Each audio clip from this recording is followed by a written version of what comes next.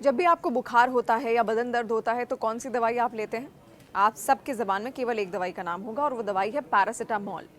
तो अगर आप ये दवाई ले रहे हैं तो ये खबर आपको सुननी चाहिए, क्योंकि ये दवाई पैरासिटामोल, जी हाँ, पैरासिटामोल आपकी सेहत को नुकसान पहुंचा रही है।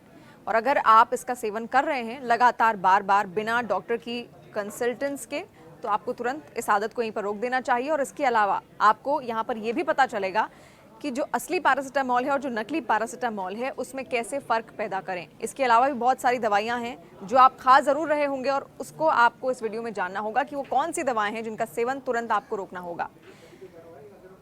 तो भारत दवाओं का सबसे ज़्यादा प्रोडक्शन करने वाला देश है, लेकिन भारतीयों को अच्छी क्वालिटी की दवाएं यहाँ पर नहीं मिल पा रही हैं। और इस बात का खुलासा खुद central drug standards control organisation की एक रिपोर्ट में हुआ है।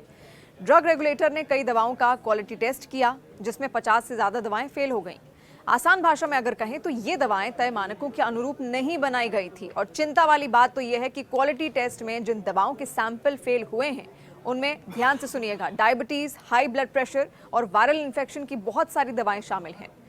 CDSCO ने इन दवाओं को लेकर नॉट ऑफ स्टैंडर्ड क्वालिटी यानी कि NSQ ने अलर्ट जारी किया है, जिसमें यह बताया गया है कि कुछ सबसे अधिक बिकने वाली दवाएं Alkem laboratories, Hetero drugs, Hindustan antibiotics limited और Karnataka antibiotics and pharmaceutical limited समेत कई नामी दवा कंपनियों ने बनाई थी।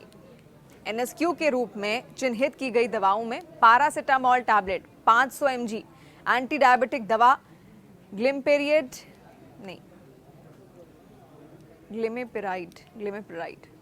एंटीबायोटिक दवा पैच, एंटीबायोटिक डायबिटिक है।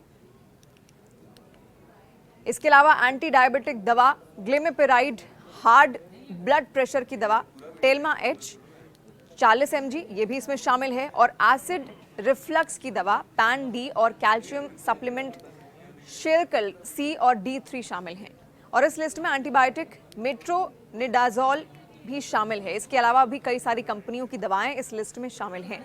तो ऐसे में आप भी, बहुत सारे दर्शक ऐसे हो सकते हैं जो इन तमाम दवाओं का इस्तेमाल यहाँ पर कर रहे हों, तो एक खबर आपको बहुत ध्यान से सुननी है। All India chemist and distributors federation के सेक्रेटरी प्रियांश गुप्ता ने बताया कि दवा पर बार कोड हो तो बार कोड स्कैन करके नकली असली की पहचान कर सकते हैं।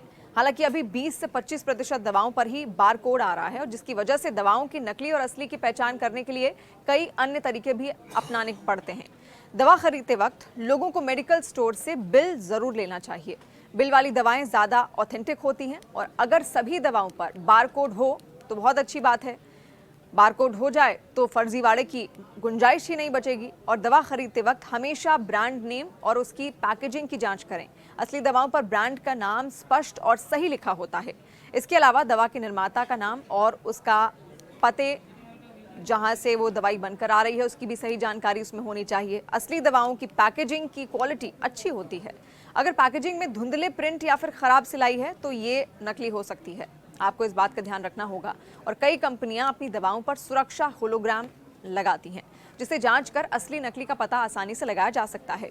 दवा खरीदते वक्त इसकी एक्सपायरी डेट हमेशा चेक करें। दवा हमेशा रजिस्टर्ड मेडिकल स्टोर से ही खरीदें। और अगर आपको किसी दवा की पहचान में संदेह है तो डॉक्टर या फिर फार्मासिस्ट से आप सलाह ले सकते हैं, वो आपकी मदद इसमें ज़रूर करेंगे। तो अब जब भी आप मेडिकल स्टोर जाएं या कोई भी दवाई लेने से पहले आप 100 बार सोचें वो दवाई असली है या फिर नकली, क्योंकि ये तमाम दवाएं जिनका नाम अभी यहाँ पर हमने जिनका जिक्र भी किया आपको नुकसान पहुंचा सकती हैं। तो असली और नकली दवा की पहचान कैसे करनी है ये भी अब आपने यहाँ पर समझ लिया।